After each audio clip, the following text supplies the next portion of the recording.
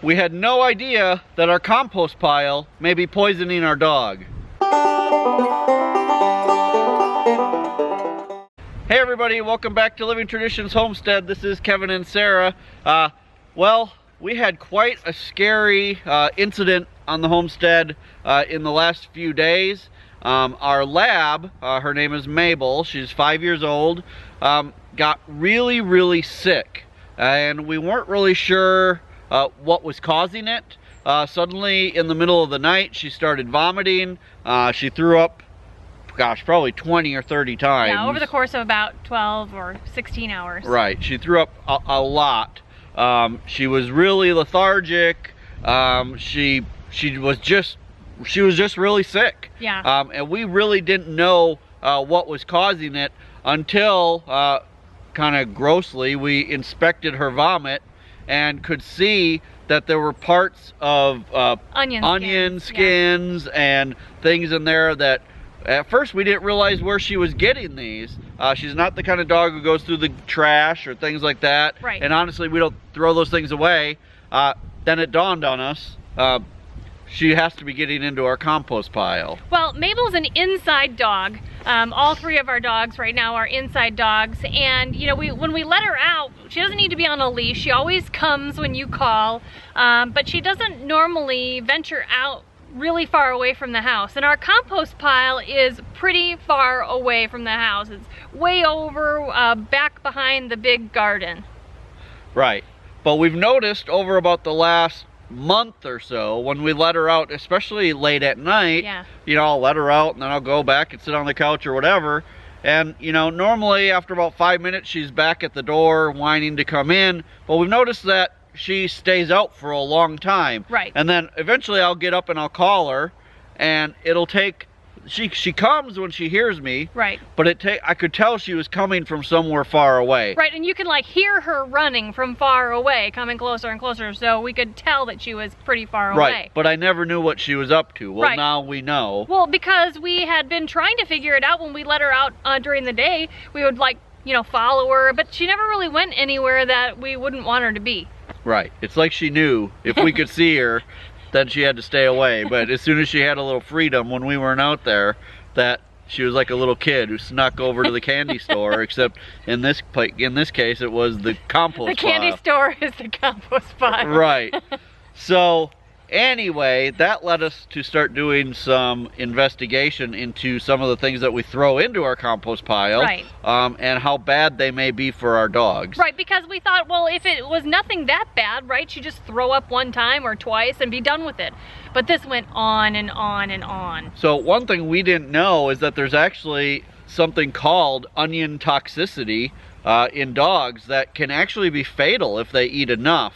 Luckily, it doesn't seem like she did eat that many because she has recovered. Right. And now she's back to her happy lab self.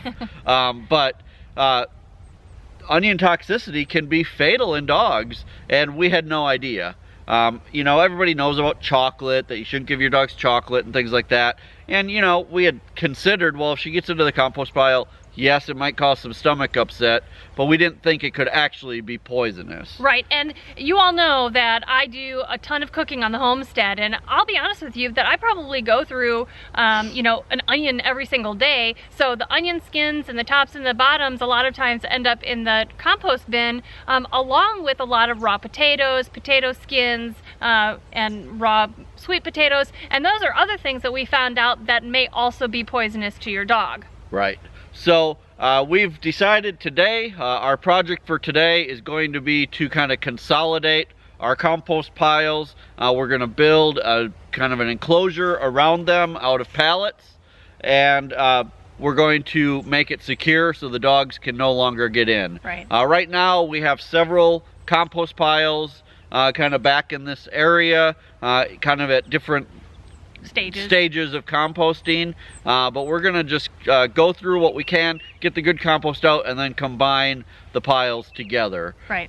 Now again, we're gonna build the enclosure out of pallets, but we're going to make it because I don't like to flip the compost pile Well, none of us do. like with a pitchfork, and I know myself well enough to know if that's how it has to be done, I'll never do it. Right. So we're gonna make this big enough that I can use the tractor, the bucket on the tractor, to get under the pile and flip it over once in a while. So that's our plan for today. We've got a pile of pallets sitting back here, and we're just gonna get to work making a pile that will be secure and the dogs can't get in. Right.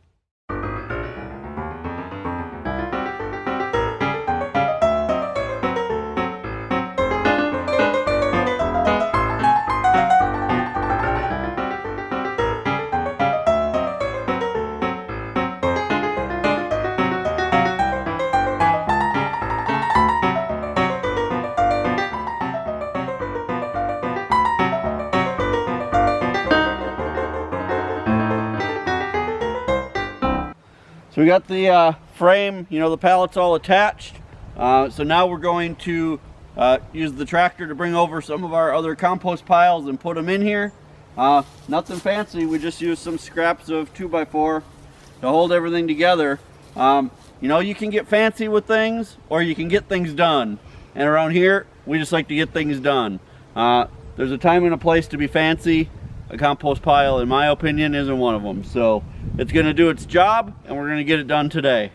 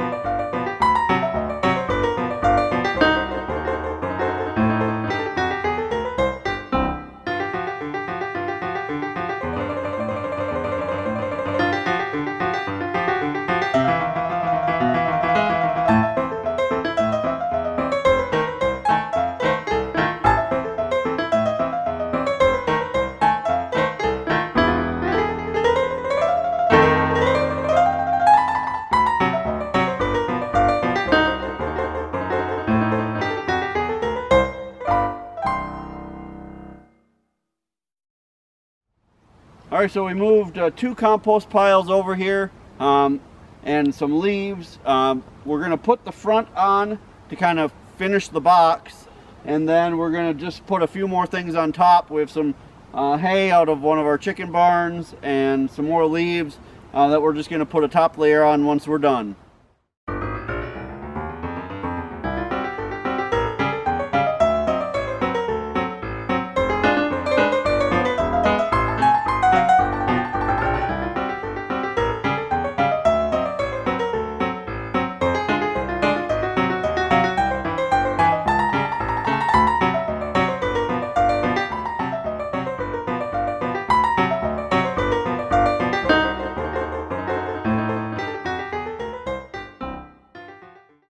Let me show you real quick how this front works.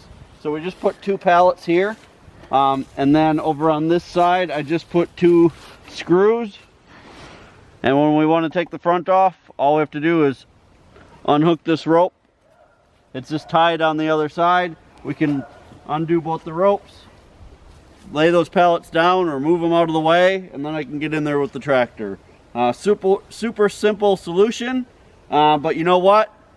Done is better than perfect. Around here, we like to check things off the list. When they really matter, we take our time and we do, you know, we make them exactly the way they should be. But come on guys, on a thing like a compost pile, nobody cares what your compost pile looks like. What matters is that at the end, you end up with some great compost for your garden. Well, I am so relieved that we have that project taken care of, and Mabel will not be able to get in there and get sick, even if she thinks she can come over here and try to get a free meal. She won't be able to get in. I won't have that problem anymore. Make sure that if you guys have your compost piles all exposed and you have dogs, that you make sure to put a fence or something around it to keep your dog safe. Right, we got lucky this time. We're so glad that she is feeling much better, but we sure would hate for that to happen to someone else, or you know, for things to be even worse than they were this time. Before you go, make sure that you subscribe, comment, and share. And if you haven't checked out our Facebook group, go ahead and do that also. You guys, thanks so much for stopping by the homestead. Take care and God bless. God bless.